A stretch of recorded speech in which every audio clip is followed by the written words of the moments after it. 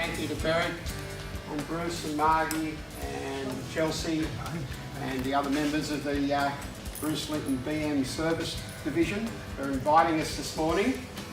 And I'd just like to hand over to Beric. Well, first up to say congratulations on your efforts at Bathurst.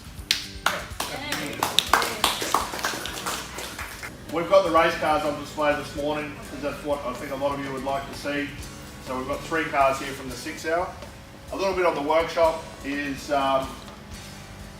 we've got 3 team members that work here. Keith is our service advisor. Keith worked with us at the dealership. Keith's been, I guess, in the BMW family around the world since '94, Keith. So in Australia and overseas, in Malaysia and Singapore, and done driver training with BMW in Germany as well. Aaron and Liam, both BMW techs. Aaron, 2008, I think, started with BMW. Liam, 2005. Liam's been with BMW in the UK and then with us at Bruce Lynton, stayed on with the Rhodes family and came here last year when we opened this. Aaron left BMW and came to Land Rover with us and has stayed with us, but spent a lot of time with BMW. Aaron has built the 3 race cars you see here. We built this blue one when we still had the Land Rover dealership in 2017. We took it to Bathurst for the Challenge Bathurst. It still had a standard road diff in it. Still actually had the speed limiter in it, which we worked out down Conrod. Standard exhaust. And Tim, my co-driver, who's a BMW dealer, along with other brands in orange, nearly did the same time they'd done in Pole that year for the 6 hour when it was still hitting a speed limiter on the second hump down Conrod. In 18 we went to Bathurst in the 6 hour and we were leading with 20 minutes to go when the wheel started snapping on the rear right and I lost a wheel going across the top. So that was disappointing because it was its second race and it had one race meeting before that where we won all 4 races, so it was going to be looking good for a good car. Went back in 2019 with the car and won the 6 hour by a lap, beating the M4. So it was pretty convincing. And then obviously this year we took 3 cars. We built the grey car that we own and lease out to the Ellery. So a good story there that Steve came back from retirement to drive with his 2 sons, who had been driving it last year in the QPC, so the Queensland Production Car Championship. Steve jumped in it in January, I think, this year for the first time. And I had a joke with his dad. I said, he'll do all that time on lap 4. His dad looked at me and said, well, you got that wrong. I said, yeah, he did on lap 5. So he finished straight back in. And they had a good run at Bathurst. Unfortunately, the intercooler failed on the car, probably just after halfway. It's a known problem with the M cars, but you don't know when to replace them at $1,800 each. So they went down 3 laps. I think they finished 17th in the end, but realistically, if that hadn't happened, they were top 5 all day. And then we finished this car, I'm going to say 3 weeks before Bathurst. Took it to Queensland Raceway for a shakedown test, and that was the week that Van Gisbergen came to the test. We didn't know if he'd drive or not because he'd obviously broken his collarbone a week or so beforehand. They'd done the operation. He turned up to the test. There was only 2 cars there, so it was all very quiet. Triple Eight didn't want anybody to know that he was driving the car. He jumped in it. I think he did 9 laps, and never having driven the car, never driven on the MRF tyres, which are a different tyre. They're not a race tyre that we're used to. They're a transferred road tyre into a race tyre. They're very hard. They've got not as much grip as the other tyres that we're used to driving on. So they don't stop as well, they don't put a power down as well, and they don't have any mid-corner lateral grip. So it's a challenge to get the most out of the car. And of course he did 2 quick laps, which then when we were at Bathurst, he told me he did one-handed because his collarbone was hurting. And he flew, I think, to Sandown that week to race at Sandown, where they all thought, will he drive, won't he drive? And of course he cleaned them up. But it's the last time we invite him to the 6 hour. He ruined the party. Tim, my co-driver, is still not happy with me. But no, he wanted to come. He reached out through he's good mates with Tristan Ellery, and he wanted to win. He wanted the 3 wins, especially after winning the 1,000 last year, so he said, I want to be in a good car. Then he spoke to Aaron a fair bit about whether the car was capable and whether the 2 blokes he was driving with were capable.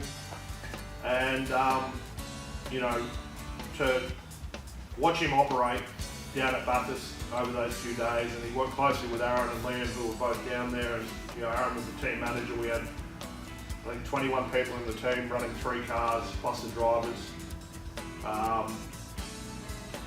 But just to listen and his enthusiasm for all of it. He was certainly getting some help from one of his engineers that he was driving with in the GT car that he was down there also driving the weekend, but to be able to jump from a GT race and then, you know, a couple of hours later being this, and the way he drives it, and I got to follow him for a few laps when he passed me, and I think there's marks on both cars where he hit me.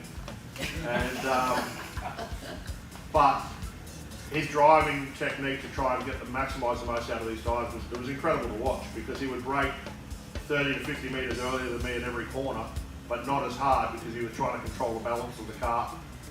And his adaptability to drive it, and looking after the brake pads and looking after the car, and thinking about strategy the whole time, tapping Aaron on the shoulder regularly, and you know, they're the guy on the radio, Hamish, and their strategy, and he wanted to know it all. And he was involved in all of it. He would take his 2 co-drivers, they'd disappear for an hour or 2 at a time looking at data. He was trying to help them find time to make sure that they were, you know, competitive. We put him a lap down early in the race, and I think that's when he jumped in it to get him back on pace. And then he obviously did the last 2.5 hours, I guess, or close enough to 2.5 hours in the race, and they beat us in the end officially by 8 seconds after 6 hours. So a 1-2 for the team was a great result, a big effort by Aaron especially to run 3 cars, and pretty much all weekend, other than an intercooler issue, which you just don't see coming. The cars ran faultlessly, you know, and it's a testament to BMW. BMW's won every 6-hour race in, I think that's 5 years now. You know, and we've gone down there and we've started from pole 3 times. Obviously this car was in different livery for that race. It started from pole. You know, so these are the cars. So this one is the one that won the 2019 race, came second this year. It's a 2015 M3 that was a write-off in Sydney that we bought at auction. So we buy stacked write-offs, they're cheaper than buying new cars. The grey car was a stat write-off out of Brisbane, and when we strip them, we sell what we don't want, and we end up selling the seats out of the grey car to the bloke who crashed it, who owned it. And that's how we know where it came from. And then this car was a write-off in Sydney as well. It just took a lot longer to build. It's changed ownership. Shane Smolin owns the car now. It's changed ownership whilst we've been building it. Shane ran last weekend at Sydney. Aaron took the car down to Sydney last weekend, and he ran the Australian production car sprint series. So the sprint rounds are 4 30-minute laps on MRF tyres as well. And he won, only did 3 races because of the fog on Sunday morning, but he won all 3 races. And before Bathurst, we went to Sydney with this car and the grey car for the Australian Endurance Production Car Championship, which we won. Tim and I won in this car, which was 4 1-hour races, and we ran MRFs. This is a test session for Bathurst, mainly just to get your head around again driving MRFs. It's different to how you approach driving on Hancocks, which is what we would run on in the Queensland series. The cars, the engines are untouched. They are the engine in that car is out of the blue shell here. That they had an engine being built in Sydney. It wasn't ready, so we pulled the engine out of the blue car and put it in that car. So it's my engine that won Bathurst. But none of these engines have been pulled apart. This one will get pulled apart at the end of this year. That's done 3 seasons. But they're just standard, everything inside them standard. We're not allowed to change. We actually have to run less boost at Bathurst and in Queensland production cars, so they take 0.3, 4 boost off us. So trying to find a tuner when you say I need you to make me a tune with less boost than standard. They're like, are you sure? We're like, well, we have to, because it's got a, you see the grey car's got the bonnet and the boot up. Under the bonnet you'll see a little blue box. It's the data logger for the boost that it runs. got the boost monitoring, they plug a laptop in to see what boost we're running and see what it's making, because the car will change it based on atmospheric pressure, altitude, things like that. But I just can't go over the maximum number. We pull the interior out. All the interior you see left in the car is what's mandatory, so the dashboard and the centre console. Put a roll cage in it. Suspension, we've got the one on the hoist here. You can have a look at the brakes. The front brake calipers are the same as a V8 supercar. And then we change the rear calipers as well. Some of the other guys with the other BMs leave the standard ones. The suspension, the rear are made by Lynton. The front's Murray Coupe from the Sunshine Coast, but Len tunes the shocks for us and has done since we built this car. And with our 1M as well, he was doing the rears for us. We're allowed a little bit of brake ducting that you'll see on this car when it's in the air. Again, the rules stipulate what you can have. There's 2 cameras in the car. It's mandatory to have cameras in the car so that if there's an incident, they can come and pull your cameras to look at what happened and review it. We run Motec, again for data, but also it's a way we know what the fuel usage is. It's got in the back, the grey car's got the boot up, and you'll see the surge tank. And it's also got a reader that reads the Motec down, dash and counts it 100 metres down, so we know when to pit. If they look, there's a couple of them that miss the flashing red lights on the dash and run out of petrol. Jamie Wincup. Yeah, well, yeah, and I think he'd been to the Jamie Wincup School of Driving. He's like, it ran out of fuel, gave me no warning. We pulled the camera out and said, look, you had a lap and a half of flashing red lights in your eyes. You probably should have come in. So yeah, as I say, the car is pretty standard. We put downpipes on it, get rid of the cats. It's got a straight through exhaust that we do, and we have to manipulate because it's got a ATL tank, 100 litre fuel tank in it from America. It's got a Drexler rear diff, but we have to run the exhaust through because we put the tank in the original spot. Obviously better for weight and safety as well because of its location. It's not at the end of the back of the car, it's under the rear seat. We have to modify the exhaust because obviously it's bigger than the standard saddle tank to take 100 litres. It's got an aluminium protection tray under it that comes with it. Fuel system, same, the Siamese system that you see on V8s. Same stuff. This car and that car both got a steering wheel out of Belgium or the Netherlands. That is a racing steering wheel but uses still obviously the sequential paddle shift for the BMW. And it's got a couple of buttons on it that we've programmed for a drink, a radio, changing stuff on the Motec dash, and resetting the fuel number once we do a pit stop. At Bathurst, they also give us a driving board that we fit in the car that's got buttons on it for each button represents which driver's in the car. You've got to hit that as part of the pit stop.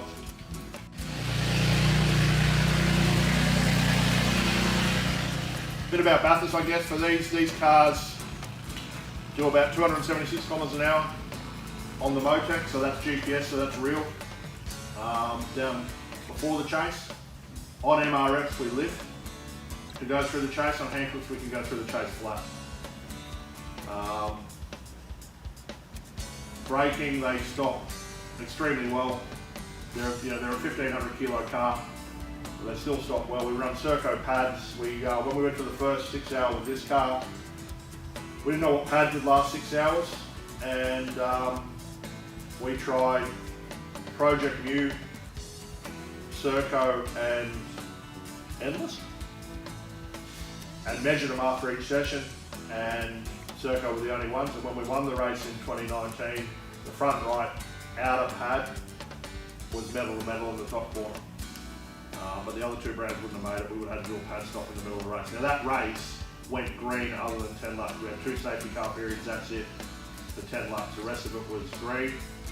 That day we did 813 kilometres, so 113 laps I think around Bathurst, so in 6 hours. So when SVG talked to Aaron about this car and he says, are they quick? He said, yeah, they'll do 270 something down Conrod. He was, oh okay, so they're not slow. And, but yeah, so lap time on the MRFs is they were doing 226s at the end of the race. That was around the qualifying, I think they did 25s, maybe 24. Tim did a 24 on MRS in this car in 2019. I did a 22 dead, or 21 something, on Hancocks being held up across the top in 2018 on Hancocks. So the GT4 BMW does a 2 minute 17.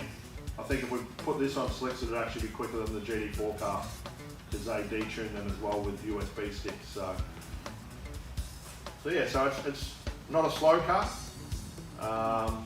And this year in the 6 hour, there was, I think, 7 of them started the race.